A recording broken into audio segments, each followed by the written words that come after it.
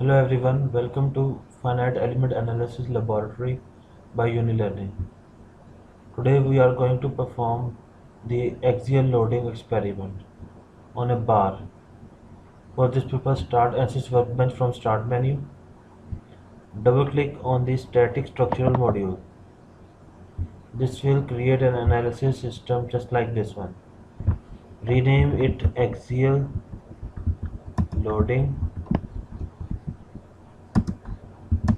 episode 1. Then click here anywhere on the screen. Right click on the geometry, do not double click, click right and select new design modeler geometry. This will start the ANSYS built-in CAD modeler by name new design modeler. This window will appear on your screen. Click XY plane. This will highlight the 3 axes. We have to convert this 3 axis into 2D axis so that we can create a sketch. For this purpose, click here on the look at face or plane or sketch. This will convert this 3D axis into 2D axis just like this. Then we have two windows, modeling and sketching tabs. Modeling tab will show you the solid geometry. The sketching tab is here to draw the sketch. Now we will switch from modeling tab to sketching window and these commands will appear. For the purpose of axial loading, we will create a line body by choosing a line command and selecting the starting point of the line at the origin and any arbitrary point on the right hand side. After creating a line, dimension it by going into Dimensions tab and click the line and place the dimension holder here. H1 is the dimension holder having dimension 38.191. We will modify it to 20 meters. Now ANSYS deals with three main bodies: a line body, a solid body, a surface body. Today we are going to create a line body.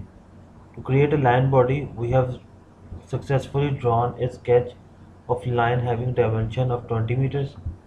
Now we will convert this line into a line body by going into the main menu bar and clicking the concept lines from sketches. This will create a line body. We will select the sketch by going into the XY plane and clicking this plus sign. It will show the sketch that we have just created. Click on the sketch and apply. One sketch command will appear. As you can see, all the things are giving arrowhead a tick mark except the line one. In order to obtain a tick here, what we will do is we will click on generate command. Here a line body is successfully created. In order to view it, you can go into one part, one body and click on the plus sign. Here a line body will appear. Now as you can see, this is the line body. When we click on it, its details will be highlighted below. Here it is asking for a cross section. We have not yet defined the cross section. So in order to define a cross section along this line body, we will go into the concept tab again and click the cross section, and here all the cross sections are given. We will select a rectangular cross section. We will dimension it by 1 meter and 1 meter. The cross section is 1 meter square.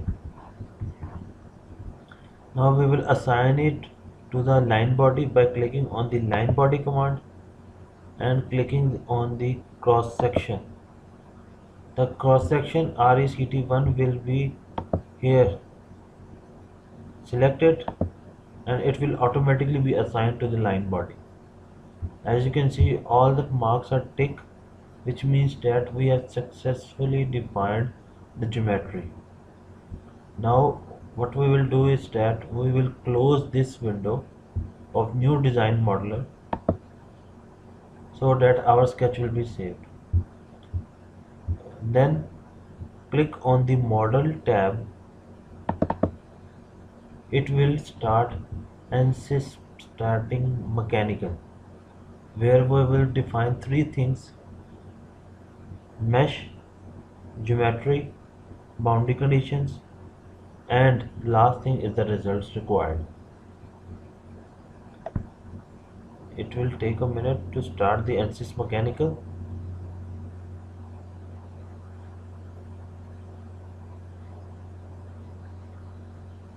As you can see, the geometry tab has tick mark. It means that our geometry has been successfully added into the analysis system.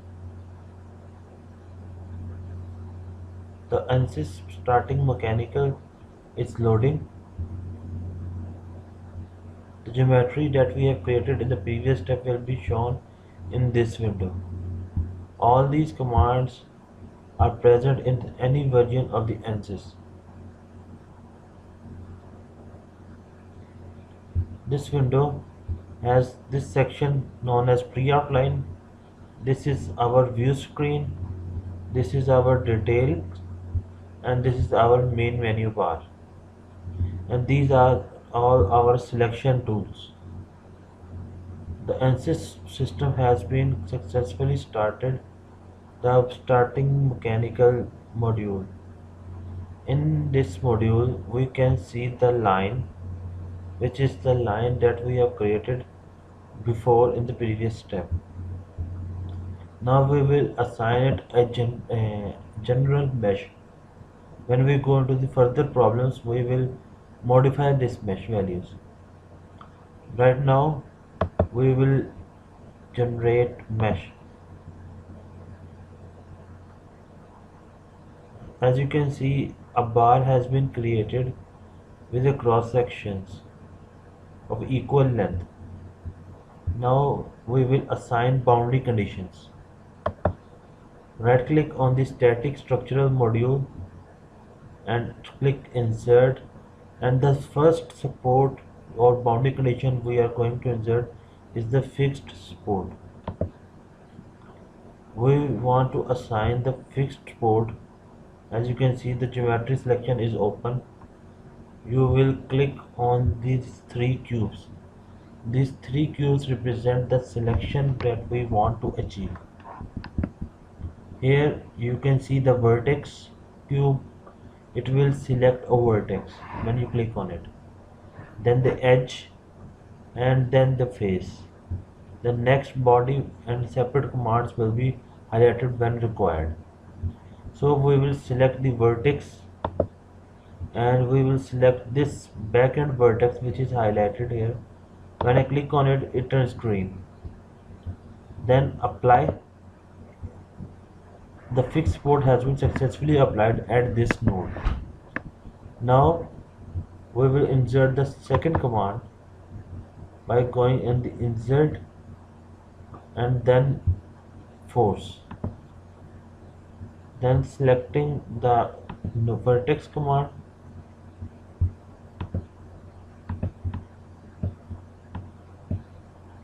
and changing the selection mode,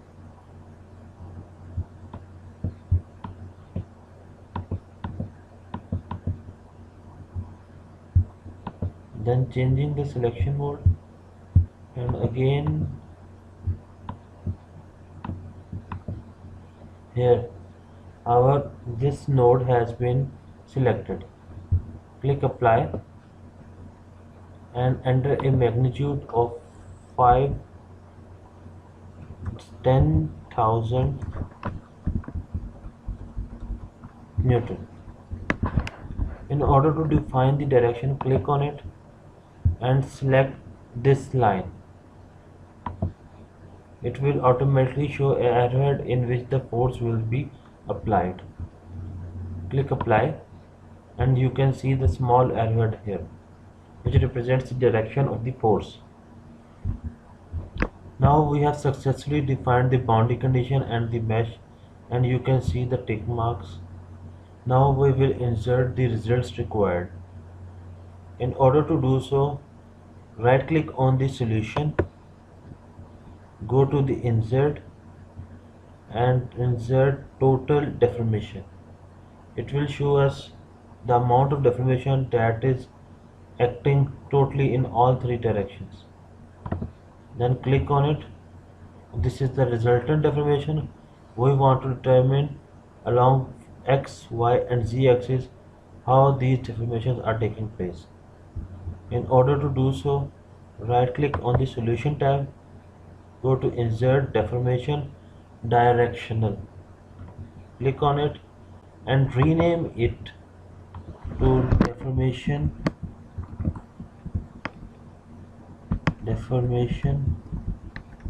along x axis and then enter. This will show the results of the deformation along x axis. Similarly, right click on it and duplicate it and rename it again to be deformation along y axis. Then change this orientation from x axis to y axis. Similarly, duplicate it again and rename it to be deformation along z axis. Then click enter and change the axis again from the orientation tab. Here we have successfully inserted 4 results. Now we want to determine the direction of the force reaction and moment reaction. In order to do so, go into the solution, insert, probe and then go to the force reaction. Click on it. It will ask you on which boundary condition do you want to apply it. We have to determine the reaction at the fixed support, so we will select the fixed support. Then repeat the same process.